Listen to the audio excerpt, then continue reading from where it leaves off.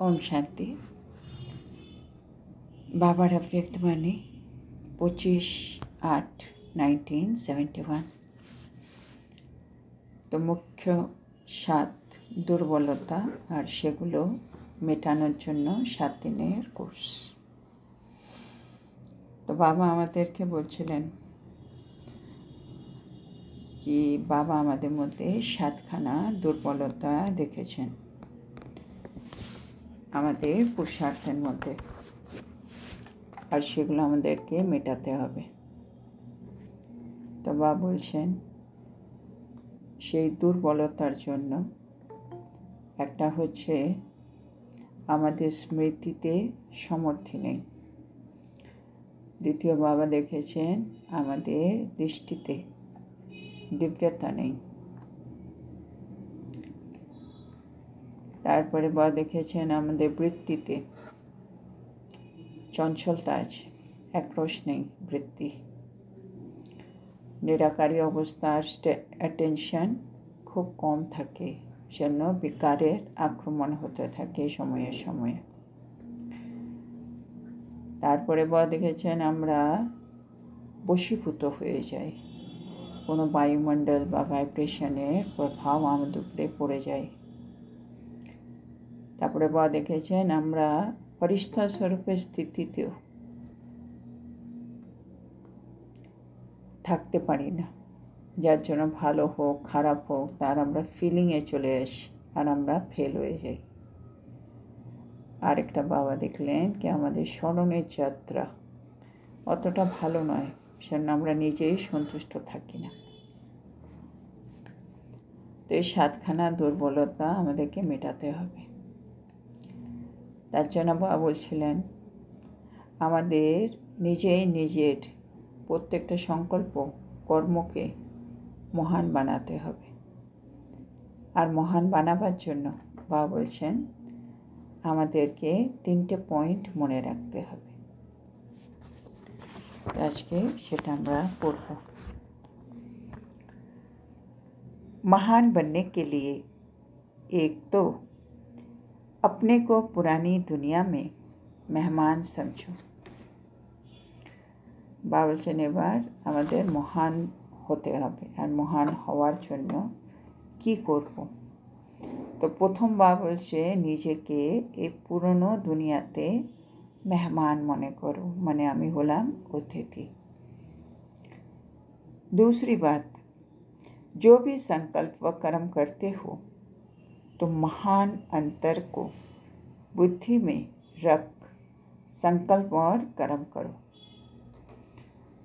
এক তো হচ্ছে আমাদের নিজেকে অতিথি ভাবতে হবে, আর দ্বিতীয় ভাব হচ্ছে আমরা যা কিছু সংকল্প করব বা কর্ম করব সেখানে মহান অন্তর সেটাকে বুদ্ধিতে রাখতে হবে। তারপরে আমি সংকল্প করব আর কর্ম করব।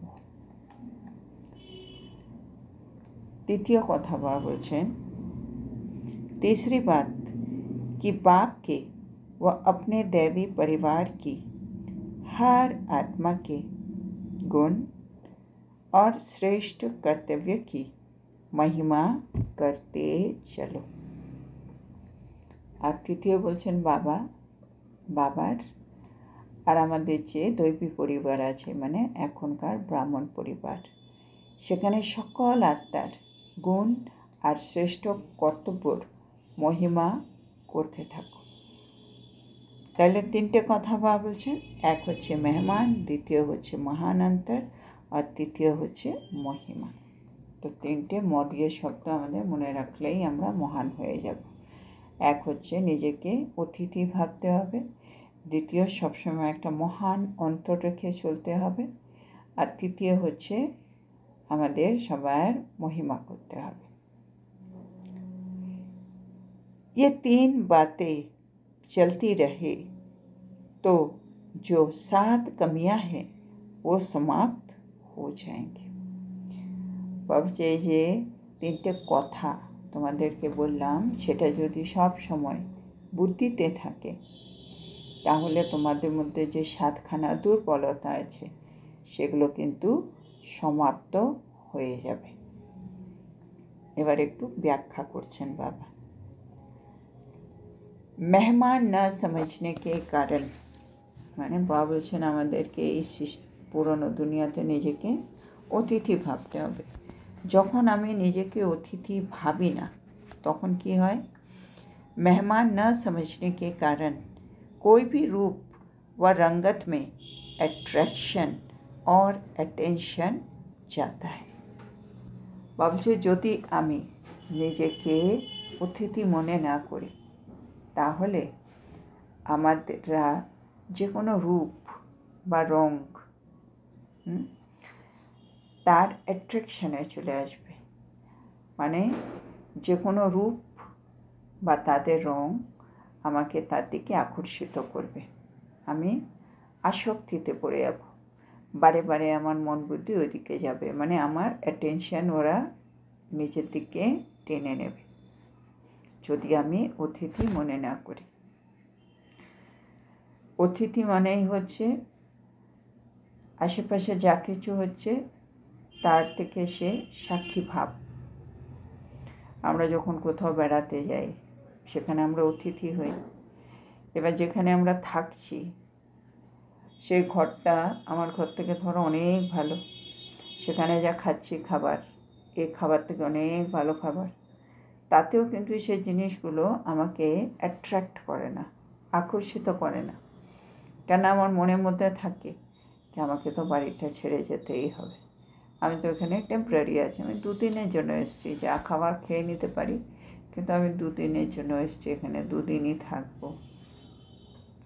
এবার তখন যদি ভুলবশত কিছু ভেঙে টেঙেও যায়, ধরো কোনো দামি জিনিস, কিন্তু আমাদের অতটা খারাপ লাগে না তখন। এবার তার জন্য হয়তো আমি যা কিছু করা সবই করব, সে ক্ষতিপূরণ দেব, প্রবলেম হলে প্রবলেমটা সলভ করছি, কিন্তু তোমার ফিলিংয়ে আসছে না। মানে আমার বাড়িতে একই জিনিস ভেঙে গেলে তখন আমার যে কষ্ট হতো বা আমি কত দোষারোপ করতাম সেটা হচ্ছে না ওখানে, কারণ আমি ওখানে নিজেকে অতিথি ভাবছি। আর যে মুহূর্তে ঘরে আসছি সে মুহূর্তে আমি তো আর অতিথি নয়, এটা আমার বাড়ি, আমি তো ভাব চলে আসছে, আমি এখানে মালিক। বাইরে আমরা যখন বেড়াতে গেছি ওখানে ধর কারোর সাথে ঝগড়াঝাটিও হলো, কি আমাকে অপমান করলো, কিছু একটা বললো এত খারাপ, তাতে আমরা বেশি আমাদের খারাপ লাগে না।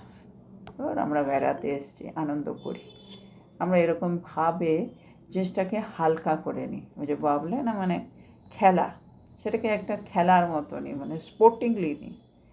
ও ঠিক আছে, মাঝে মাঝে হয়, ওই লোকটাই ওরকম ছিল, থাক না গিয়ে, আমার কি দরকার, 2 দিনের জন্য এসছি, ধর এগুলো ছাড়।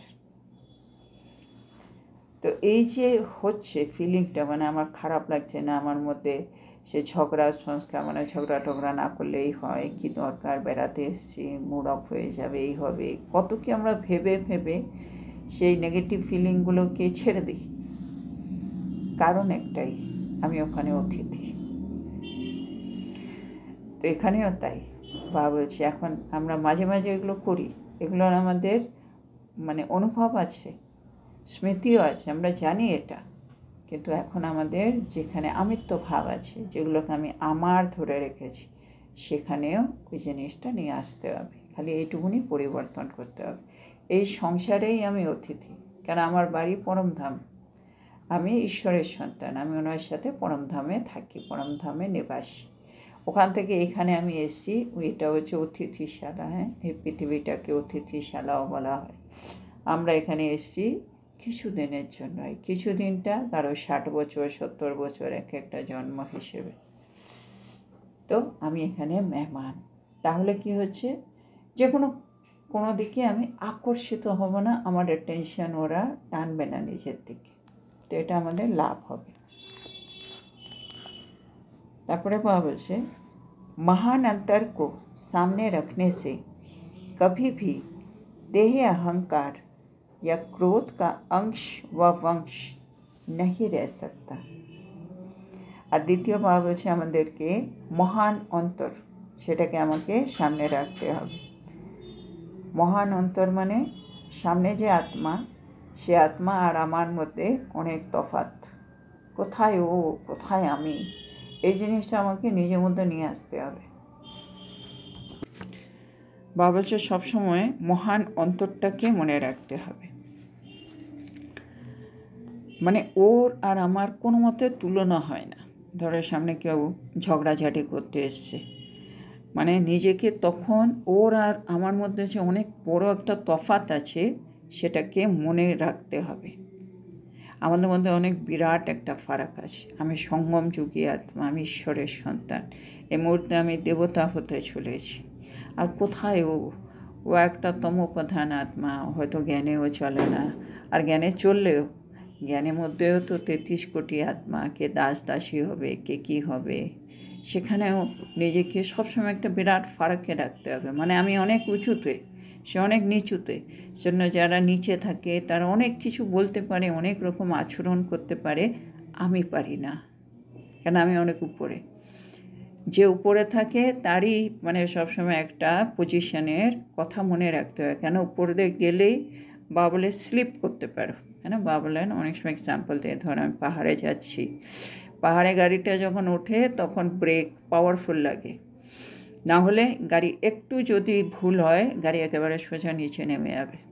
আমরাও তাই, এখন আমরা সে শতপ্রধান হচ্ছি, উপরে আছি, সেজন্য অনেক রকম আশেপাশে যে লোক আছে সেগুলো আমাকে চাইবে আমি নিচে নেমে যাই। মানে আমার ভেতরে যেগুলো আমি ছাড়তে চাইছি অবগুণ, সেগুলোকে জাগিয়ে তোলার তারা নিমিত্ত হবেন। কিন্তু আমি জানি এটা করলেই আমি আবার নেমে যাবো। অনেক কষ্টে তো আমি একটা জায়গায় উঠেছি এখন, সেজন্য আমার ব্রেক পাওয়ারফুল লাগবে। মানে আমার ব্রেক পাওয়ারফুল মানে যেগুলো ছেড়ে দিয়েছি, যেগুলো করবো না মানে করবো না। আর এটা কখন সম্ভব? যখন আমি নিজের মহান অন্তরটাকে সামনে রাখবো। তখন বাবা বলছে তোমার মধ্যে অহংকার আসবে না, হ্যাঁ না, তখন ক্রোধ আসবে না। ক্রোধের বংশ যেগুলো এসে যায়, যার জন্য আমি বিকর্মটা করে ফেলি, সেগুলো সব বন্ধ হয়ে যাবে। সেজন্য মহান অন্তরটা মনে রাখতে হবে। আমি কে, আমি কি হব, আর আমি কি কি পেয়েছি। আমি ভগবানকে পেয়েছি। হ্যাঁ, ভগবানকে পাওয়া মানে আমার ভক্তির ফল। তার মানে আমি কত ভালো আত্মা, যার কর্ম কত ভালো, যে আমি সঙ্গম যুগ পেয়েছি। সঙ্গম যুগে আমি 21 জন্ম প্রারব্ধ তৈরি করার একটা সুযোগ পেয়েছি। আর সেখানে আমার সামনে যারাই আছে তারা আমার পেপার, আর পেপারে আমাকে পাস করতে হবে। তো মহান অন্তর সামনে রাখো, বাবা বলছে, এটা আমাকে হেল্প করবে। তারপরে बाबा বলছে तीसरी बात, बाप की और हर आत्मा के गुणों की महिमा व कर्तव्य की महिमा करते रहने से किसी द्वारा किसी बात की फीलिंग नहीं आ सकती। আর বলছে তৃতীয় কথা, তৃতীয় কি কাজ করব? একটা আমরা মেহমান, একটা মহান। আর তৃতীয় কাজ বাবা বলছেন সেটা হলো বাবার আর প্রত্যেক আত্মা, আমাদের আশেপাশে যারাই আছে, তাদের গুণগুলির মহিমা আর কর্তব্যর মহিমা করতে থাকো। মানে ওর মধ্যে যে বিশেষতা আছে, গুণ আছে, সেটাকে দেখো, সেটার সম্বন্ধে বলো। ও যা কর্তব্য করছে সেগুলো সম্বন্ধে বলতে থাকো। তাহলে কী হবে? কোনো ফিলিং আসবে না। মানে বাবা বলে না, প্রতিটা আত্মার মধ্যে কিছু ভালো আছে, কিছু ভালো নেই। তো আমাদের তো সবসময় চোখে পড়ে যায় যেটা ওর মধ্যে ভালো নেই, যেটা করতে বলেছিলাম ওটা করেনি, তখন আমার তো ভেতরে কিছু একটা হবে।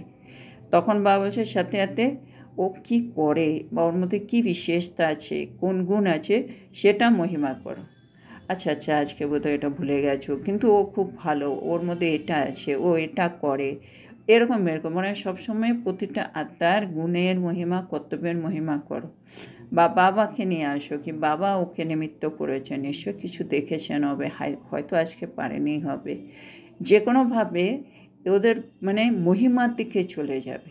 তাহলে কী হবে? তোমার যে ঘটনার জন্য যে আমাদের ফিলিংটা আসছিল, সে ফিলিংটা আটকে যাবে।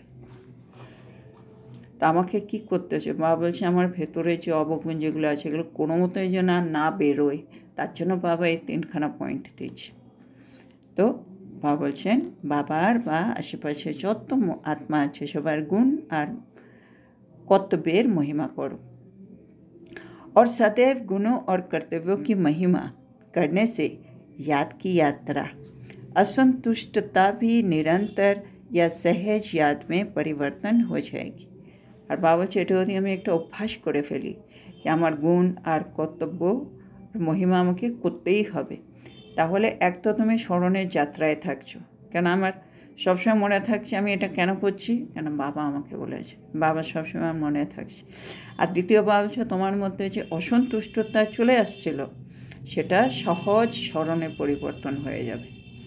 আর আমার এই সহজ পরিবর্তনে তো হচ্ছি, আর এটা আমার নিরন্তরও হয়ে যাবে, কেন আমি সারা দিনই তো আত্মাদের মধ্যেই রয়েছি আর সবাই আমি মহিমা করছি। তার মানে আমার স্মরণের যাত্রাটা নিরন্তর আর সহজ হয়ে গেল। তো এটা বাবা বলছেন আমাদের করতে। इन 3 शब्दों को सदा स्मृति में रखो तो समर्थिवान हो जाएंगे। तो 3টি শব্দ সবসময় স্মৃতিতে রাখো, তাহলে আমরা সমর্থিবান হয়ে যাব। দৃষ্টি, বৃত্তি, বায়ুমণ্ডল সবই পরিবর্তন হয়ে যাएंगे। মানে 3টে জিনিস আমরা করতে পারলেই আমাদের दृष्टि, वृत्ति, वायुमंडल सब किछु परिवर्तन हो जाए। द्वापर से लेकर आज तक अपनी और अपने दैवी परिवार की आत्माओं की महिमा करते आए हो, कीर्तन करते आए हो। तो बाबा एखाने खूब सुंदर जिनिस एखन आमादेरके बोझाচ্ছেন। बाबा बोलছেন द्वापर जुग থেকে আমরা আজ পর্যন্ত নিজের আর নিজের দৈবী পরিবারদের আত্মাদের মহিমা করে এসেছি, কীর্তন করে এসেছি। হ্যাঁ, কেননা আমরা এই ব্রাহ্মণ পরিবারে যারাই আছি আমরা জানি সবাই আমরা একসময় দেবী দেবতা ছিলাম, আর দেবী দেবতা ছিলাম তাদেরই আমরা দ্বাপর যুগ থেকে আজ অবধি এই মন্দিরে মন্দিরে পুজো করছি, মহিমা করছি, কীর্তন করছি। তো সেটা বাবা মনে করাচ্ছেন। अब फिर चैतन्य परिचित हुई आत्माओं के अवगुणों को और कमियों को क्यों देखते हो या बुद्धि में धारण क्यों करते हो। হ্যাঁ, বাবার এটা খুব ইম্পর্টেন্ট প্রশ্ন। মানে যাদের আজ পর্যন্ত তোমরা মহিমা করছো, কীর্তন করছো, এখন তোমাদের আবার দেখা হলো সঙ্গম যুগে, যখন আমি আত্মা চৈতন্য রূপে ব্রাহ্মণ হয়ে আছি, কিন্তু আমি জানলাম কি আমি দেবতা ছিলাম, আমার সামনে যারা আছে ব্রাহ্মণ পরিবারে সবাই দেবতা ছিল।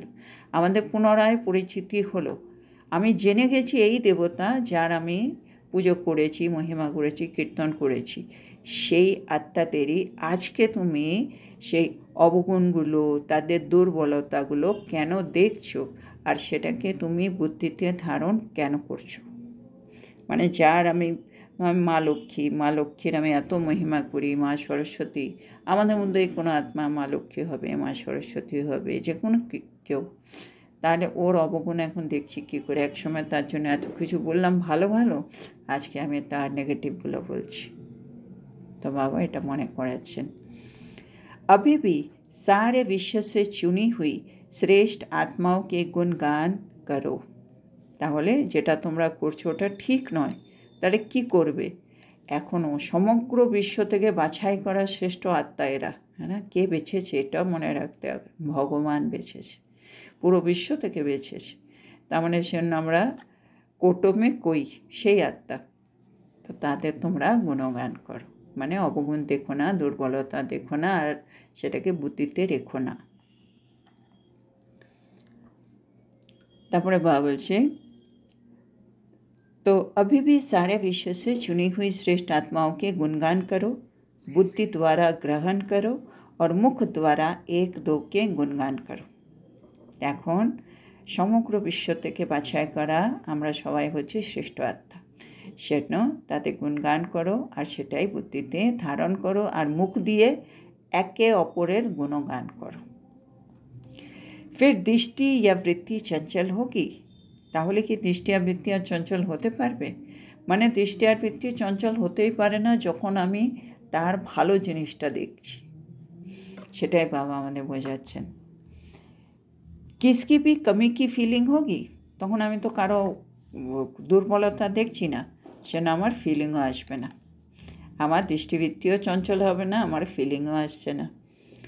अभी अनुभव किया है कि कोई भी मंदिर की मूर्ति कितनी भी अट्रैक्टिव या सुंदर सजी हुई हो, तो कभी भी दृष्टि उनकी सुंदरता या सजावट के तरफ संकल्प मात्र भी चंचल नहीं होती है।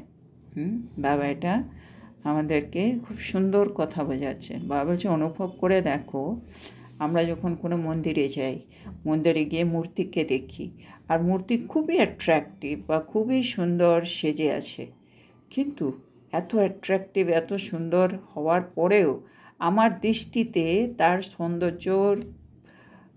সুন্দরতা বা সৌন্দর্যের প্রতি কোনো চঞ্চলতা আসে না আমার মনের মধ্যে। এত সুন্দর দেখেও মন একদম শান্ত হয়ে যায়, ভরে যায়, কিন্তু চঞ্চলতা আসছে না। और एक ही भावे और वहाँ ही अगर कोई सिनेमा या कोई ऐसी किताब में से कोई अट्रैक्शन या सजावट देखते हैं या कोई बोर्ड भी देखते हो तो वृत्ति और दृष्टि चंचल हो जाती है, क्यों? आज আমি মন্দির থেকে বেরোলাম, মন্দিরের বাইরে কোনো সিনেমা বা কোনো বই বা কোনো বলছে কোনো বোর্ড, কোনো হোর্ডিং আমরা দেখলাম, আর সেখানে আমরা কিছু যদি দেখি এরকম, কোনো সুন্দর কেউ বা এরকম অ্যাট্রাকটিভ, তাতে আমার বৃত্তি আর দৃষ্টি কিন্তু চঞ্চল হয়ে যাচ্ছে। এটা কেন হলো? বাবা বলছে মানে মন্দিরে গেলে হলো না সেখানে, কিন্তু বাইরে এসেই হলো। অ্যাট্রাকশন তো মূর্তিও মেবি হ্যাঁ, অ্যাট্রাকশান তো মূর্তিতেও ছিল, অ্যাট্রাকশানের বাইরে যে ছবি সেগুলোতেও আছে, কিন্তু ওখানে আমার দৃষ্টিবৃত্তি চঞ্চল ছিল না, এখানে হলো।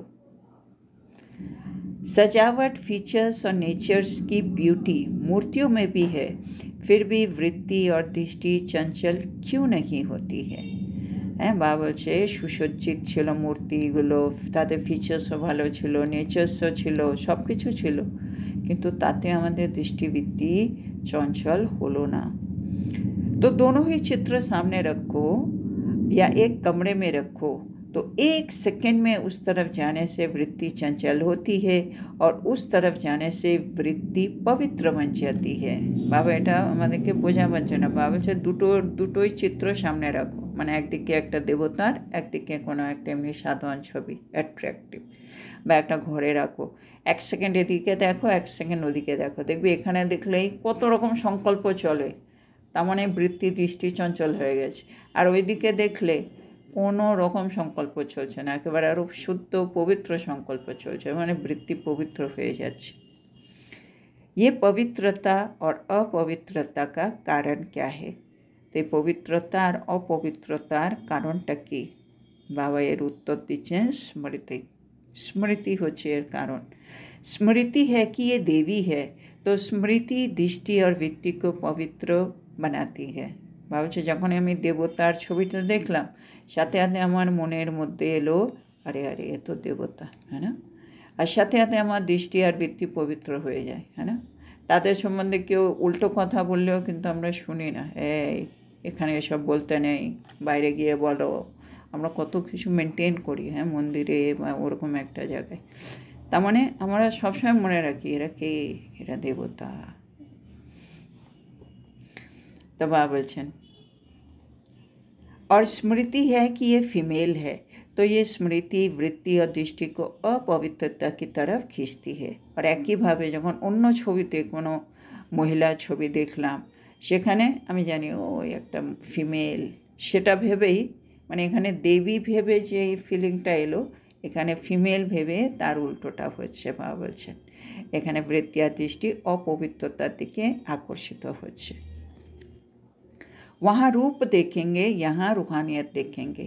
যখন আমি দেবীকে দেখছি তখন আমি রুহানিয়ত ছিল আমার মধ্যে, আর যখন আমি এখানে মানে এমনি সাধারণ জায়গায় দেখছি, সাধারণ নারীকে দেখলাম ধরো, তখন আমার ওখানে আমি রূপকে দেখছি, ওখানে রুহানিয়ত, এখানে রূপ।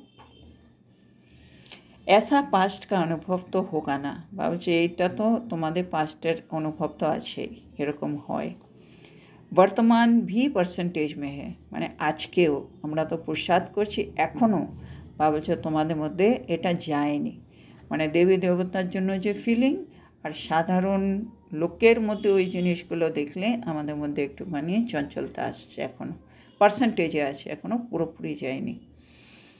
लेकिन इसको मिटाने के लिए कभी भी, কিন্তু এটা মেটাতে হবে, তার জন্য কী করো, कभी भी कहाँ भी देखते हो, किससे भी बोलते हो, তো স্মৃতি মে ক্যা রাখো, এটা শেষ করার জন্য যখনই তুমি কাউকে দেখছো বা কারোর সাথে কথা বলছো, তখন কি স্মৃতিতে রাখবে। বাবা বলছেন आत्मा समझना वो तो ফার্স্ট স্টেজ তো সবাই বললো হয়তো আত্মা ভাববো বলছে আত্মা মনে করা সেটা তো প্রথম স্টেজ সে তো অনেক আগের থেকেই বলে আসছে लेकिन कर्म में आते संपर्क में आते संबंध में आते यही स्मृति रखो कि ये सभी जड़ चित्रों की चैतन्य देवी और देवताओं के रूप है তো মা বলছে সুন্দর টিপস যখন আমরা তাদের সম্বন্ধ সম্পর্কে আসছি কর্মে আসছি তাদের সাথে তখন এটা মনে রাখতে হবে কি এরা সেই জড় চিত্রর চৈতন্য দেবী আর দেবতা যারা আমার সামনে দাঁড়িয়ে আছে মানে যাদের আমি পুজো করি তারাই আজকে চৈতন্য রূপে আমার সামনে দাঁড়িয়ে আছে এতে কি হবে তোমার মন আর চঞ্চল হবে না আমি যেমন তাদের মূর্তি বা ছবি দেখে চঞ্চলতা আসে না আমার মধ্যে এখনও তাই আসবে যদি তাদেরকে চৈতন্য দেবী আর দেবতার রূপে তুমি স্মৃতিতে এনে ওই চোখে দেখো तो देवी का रूप स्मृति में आने से जैसे जड़ चित्रों में कभी संकल्प मात्र भी अपवित्रता या देह का अट्रैक्शन नहीं होता है ऐसे ही चैतन्य रूप में भी ये स्मृति रखने से संकल्प में भी ये कंप्लेन नहीं रहेगी और कंप्लीट हो जाएंगे तो बाबा বলছেন যদি আমরা তাদের দৈবী স্বরূপ সেটা স্মৃতিতে রাখি তাহলে আমাদের সংকল্পে অপবিত্রতা আসবে না তাদের দেহের প্রতি কোনো অ্যাট্রাকশনও হবে না আর এটা আমি যদি সবসময় রাখতে পারি তো আমার মনের মধ্যে আর কোনো কমপ্লেন থাকবে না তার জন্য আর আমি নিজে তাতে কমপ্লিট হয়ে যাবে মানে সম্পূর্ণতা আমি তাতে পেয়ে যাব समझा বুঝেছ ये है वर्तमान पुरुषार्थियों की कंप्लेन के ऊपर कंप्लीट बनने की युक्तियाँ तो बाबा যেটা হচ্ছে তোমাদের যে নানা রকম কমপ্লেন ওই যে দুর্বলতা ওগুলো সব আমাদের কমপ্লেন তো সেই কমপ্লেনগুলোর উপরে কী করে আমরা সম্পূর্ণ হব কমপ্লিট হব তার জন্য বাবা এগুলো যুক্তি আমাদের আজকে বললেন আচ্ছা भट्टी वाले अपनी उन्नति कर रहे हैं तो भट्टीতে যারা এসছো বাবা বলছে তোমরা সুন্দর উন্নতি করছো স্পিড भी तीव्र है তো চেক করতে হবে বলছেন একটু স্পিড উন্নতি করছি কিন্তু উন্নতির স্পিডটা কত ऐसे नहीं कि समाप्ति के बाद नीचे उतरते स्पीड कम हो जाए বলছে এমন না হোক এখানে ভর্তি শেষ হলো তারপরে আমরা নিচে গেলাম হ্যাঁ মানে মধুবন্ত পাহাড়ে ওখান থেকে নেমে আমরা নিজের এখানে এলাম বাড়িতে বা সেবাস্থানে তারপরে আমাদের স্পিড কমে যাবে মধুবনে গেলে স্পিড বাড়ে নেমে এলাম তো স্পিড কমে যায় এরকম যেন না হয় ऐसा ही पुरुषार्थ कर रहे हो ना তো এরকমই তো পুরুষার্থ করবে তাই তো মানে সেম স্পিডটা ধরে রাখতে হবে আচ্ছা তো এখানে আজকের মূল্যটা কমপ্লিট হলো তো আজকে বাবা আমাদেরকে সুন্দর সুন্দর টিপস দিলেন কি প্রথমবার বললেন নিজেকে এই পুরনো দুনিয়াতে অতিথি মনে করো তো আমি মেহমান এটা দ্বিতীয়বার বললো সবসময় যখন সংকল্প করছো কর্মে আসছো সবসময় একটা মহান অন্তরকে বুদ্ধিতে রাখো তারপরে ভাবো আর করো তৃতীয়বার বললেন আমরা যেখানেই আছি দৈবী পরিবারে সেখানে প্রতিটা আত্মার গুণ আর তার শ্রেষ্ঠ কর্তব্যের মহিমা করো আর বাবারও গুণ আর কর্তব্যের মহিমা করতে থাকো এগুলো করলে কি হবে বাবা বলছে সবসময় তুমি স্মরণের যাত্রায় থাকতে পারবে আর মাঝে মাঝে যে অসন্তুষ্টতা চলে আসে সেটা আর আসবে না আর এই তিনটে শব্দই যদি আমি সবসময়ের জন্য স্মৃতিতে রাখতে পারি হ্যাঁ না মেহমান মহান আর মহিমা তাহলে বাবা বলছে তোমরা সমর্থিবান হয়ে যাবে তারপরে বাবা একটু এক্সাম্পল দিয়ে বোঝালেন কি আমরা যখন দেবী দেবতাকে দেখি তখন আমরা আমাদের দৃষ্টিবৃত্তি চঞ্চল হয় না কিন্তু যখন আমরা এমনি সাধারণ হিসেবে কাউকে দেখি তখন আমাদের দৃষ্টিবৃত্তি একটু চঞ্চল হয়ে যায় তার জন্য কি করো বাবা বলছে যাদের সাথে তুমি সম্বন্ধ সম্পর্কে আসছো তাদেরকে কি চোখে দেখবে কি এরা হচ্ছে সেই চৈতন্য দেবী আর দেবতার রূপ যাদেরকে আমরা জড়চিত্র হিসেবে এতদিন পুজো করে এসেছি তাহলে বাবা বলছে তোমাদের সংকল্পের মধ্যে অপবিত্রতা আসবে না তাতে দেহের প্রতি কোনো অ্যাট্রাকশনও হবে না তোমাদের মনের মধ্যে কোনো কমপ্লেন থাকবে না আর সবার থেকে বেশি লাভ তোমরা তাতেই কমপ্লিট হয়ে যাবে তো আজকের এত সুন্দর শিক্ষার জন্য আমরা আমাদের প্রিয় শিব বাবাকে বলবো ধন্যবাদ বাবা, ধন্যবাদ। ওম শান্তি।